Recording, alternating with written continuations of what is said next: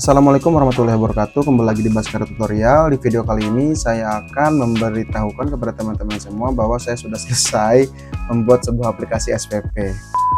Saya akan memberitahukan apa aja sih yang ada di sini. Meskipun dibangun dengan Microsoft Excel ya, teman-teman, aplikasi ini dirancang dengan pendekatan profesional yang struktur. Saya membuat sebuah struktur data yang rapi, user form dengan tampilan yang interaktif, kemudian saya menggunakan tema VBA dan cocok di semua versi Excel, baik dari Excel 2007 sampai 2023 ya 2023.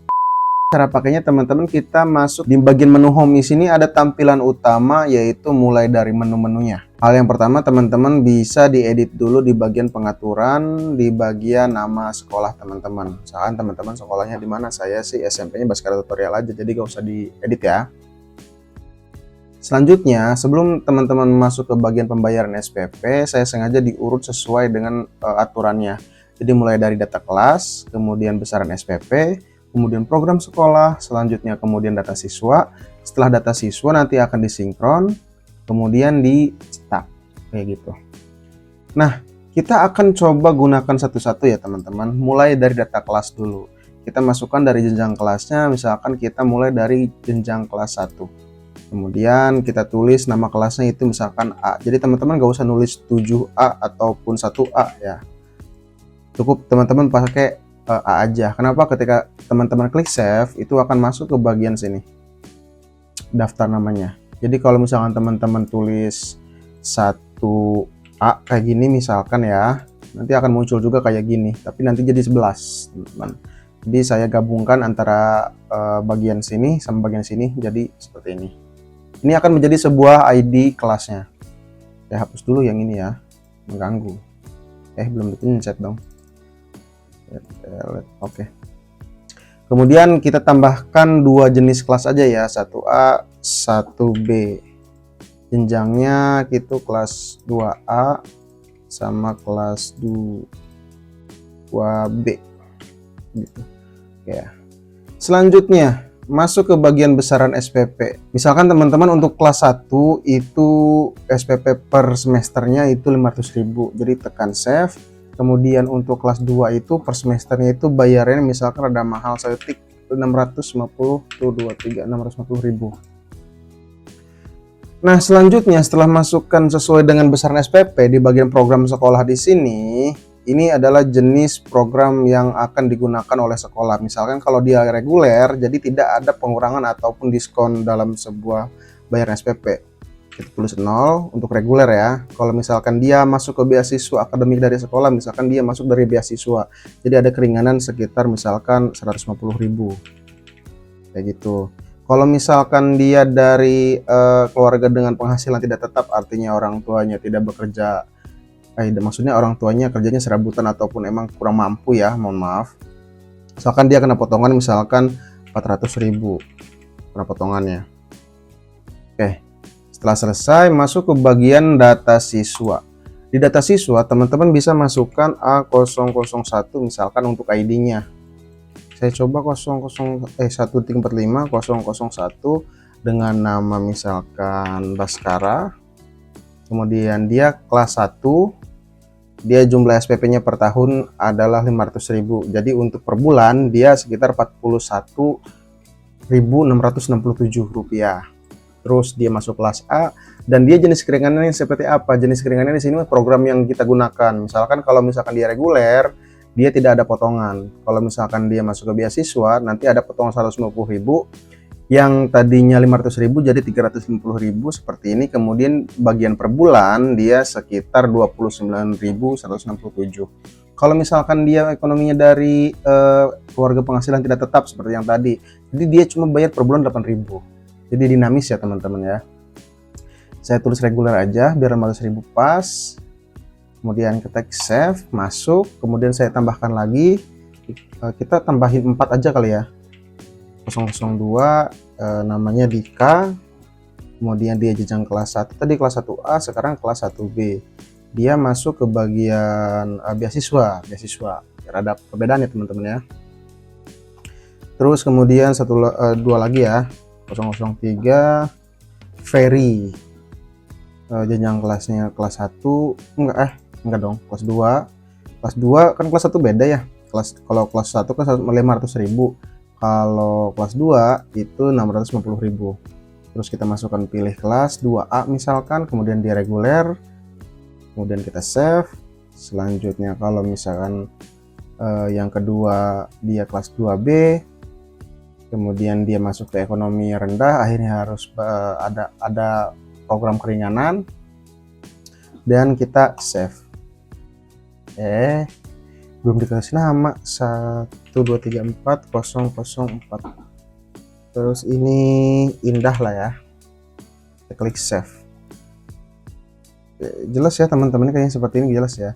Oh iya, kalau misalkan teman-teman terlalu banyak misalkan data di sini, ketika harus mencari data untuk mengedit data, misalkan kita kan ini kan baru 4 ya, agak susah. Di sini bagian kolom yang di sini nih, ini pencarian. Kita bisa very, muncul very aja. Dia berdasarkan nama ya teman-teman. Misalkan kita bas, muncul bas. Terus kalau misalkan indah. Jadi dinamis ya teman-teman. Oke, selanjutnya setelah selesai baris yang atas di sini, menu yang atas, teman-teman tidak bisa langsung masuk ke sini. Kenapa? Ketika teman-teman masuk ke sini dulu, maka datanya akan kosong teman-teman. Kenapa? Belum disinkronkan. Jadi harus disinkronkan dulu. Setelah selesai di data siswa, teman-teman masukkan ke bagian sinkron data sebelah sini. Nanti akan muncul peringatan bahwa Anda mau melakukan sinkron. Nah, perlu diperhatikan oleh teman-teman ya. Misalkan ada siswa yang sudah bayar, itu kan tertimpah. Jadi untuk sinkron harusnya itu keseluruhan programnya itu belum dijalankan. Jadi baru sampai tahap sini ya. Oke, berhasil disinkronkan. Jadi ketika kita lihat, nah akan langsung muncul. Nah, tampilannya di sini, misalkan di Baskara, di bagian nama si Baskara ini, dia nomor induknya segini, kelas 1A yang tadi dia program reguler. Nah, bikin reguler, dia bayar SPP-nya Rp41.667. Kemudian kita pilih bulannya.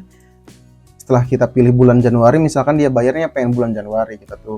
Ini masih kosong ya teman-teman, ini masih kosong. Kita klik bayar. Nanti akan muncul struknya. Struknya muncul. Jadi tinggal teman-teman langsung print. Kenapa saya pakainya format PDF? Biar meminimalisir penggunaan printer yang berbeda. Kalau saya kan pakainya Epson, sedangkan kalau misalkan beda laptop ataupun teman-teman pakai, khawatir dia pakai Canon atau yang lain, jadi mungkin agak error sedikit. Jadi saya bikin formatnya yang PDF dulu. Jadi nyampe PDF di sini, teman-teman bisa ngeprint atau enggak. Tapi kalau misalkan teman-teman nggak mau ngeprint juga, ataupun misalkan kesalahan baru nyampe sini, teman-teman ke kos kayak gitu, teman-teman bisa lihat di bagian sini. Jadi saya buka bagian invoice, jadi langsung masuk ke bagian invoice.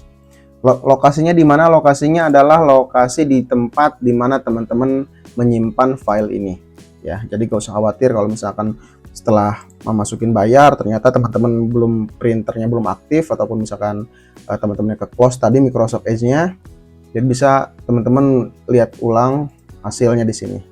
Ada di bagian bagian invoice SPP di sini. Nah, setelah selesai misalkan Baskara, kita cek lagi Baskara, nah dia udah bayar tuh. Jadi ada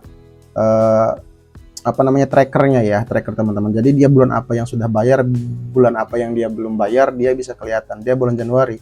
Kita misalkan dia cek lagi, dia bayar lagi misalkan bulan Februari, kemudian kita klik bayar. Terus kita akan muncul lagi dia bulan Februari bayar sebagai kwitansi pembayarannya. Kita cek lagi di sini, nanti pasti ada lagi tuh bagian 2 ada dengan nama invoice, kemudian kode ataupun ID siswanya. Kode ya, bukan nomor induk ya. Kemudian misalkan Dika lagi. Dika dia bayar untuk bulan, harus saya ganti yang beda deh. Desember nih, Desember. Saya klik. Nanti muncul juga. Nah, kayak gitu kwitansinya. Oke, jadi setelah selesai misalkan teman-teman pengen ngeprint rekapan hasil data anak-anaknya. Di sini terlihat teman-teman, jadi 100.750 ini adalah jumlah seharusnya yang diterima oleh sekolah dengan total jumlah siswa dan jumlah anggaran yang ditentukan. Contoh di sini di data siswa, di sini kan ada 4 siswa dengan nominal berbeda-beda tiap siswa karena dia ada yang masuk program reguler dan program beasiswa. Nah, di sini ditambahin teman-teman. Kalau misalkan kita hitung itu totalnya adalah sesuai dengan yang seperti ini. jumlah yang diterima seharusnya. Sedangkan di bagian ini itu adalah jumlah yang sudah masuk, teman-teman. Jadi ada berapa siswa yang sudah bayar, berapa anggaran yang sudah masuk ada di sini. Dan ini adalah jumlah siswa yang bayar hari ini. Misalkan dia kan 2 kali nih. Sekarang 2 kali, dihitungnya 2 ya siswa ya. Bukan 1. Karena dia bayarnya 2 kali. Ya, dia bayarnya 2 kali. Kemudian setelah selesai, misalkan di sini kita pengen melihat rekapannya. Jadi kita bisa klik cetak. Kemudian nanti akan muncul notif apakah Anda yakin ingin mencetak data ke PDF. Ya, ketika kita klik ya, maka akan muncul rekapannya. Tadi Dika bayar sekali kan Desember, terus Baskara juga. Saya zoom dulu. Nah, kayak gitu. Nah, kan tadi saya bayar 2 kali untuk nama siswa yang bernama Baskara, kemudian nanti akan muncul Januari, Februari. Kayak gitu. Checklist ya teman-teman. Jadi gak usah khawatir. Oke. Font yang saya gunakan di sini ada 3 jenis. Yang pertama asisten, yang kedua itu Courier New, dan yang ketiga adalah WinWings. Kalau misalkan teman-teman ada data checklist yang hilang, silahkan install dulu. Tapi setahu saya WinWings 3 font itu dipakai ada semua gitu tuh di bawaan Microsoft Windows-nya. Jadi Windows itu udah yang terbaru biasanya cepat, dari Windows 10 sampai Windows 11 itu fontnya yang saya gunakan sama aja. Tapi Windows 7 itu juga ada, cuman gak ada asisten. Oke, terima kasih untuk hari ini. Jangan lupa, oh ya, link ID-nya di sebelah sini ya, namanya tuh link Baskara tutorial kayak gitu. Kemudian di sini sudah saya sematkan di sini tuh harga standar. Nanti versi 2 harganya segini loh teman-teman. Untuk versi pertama harganya segini, tapi untuk versi yang kedua nanti 150 ribuan. Oke, terima kasih sudah menonton sampai akhir. Sampai jumpa di video selanjutnya dan dadah.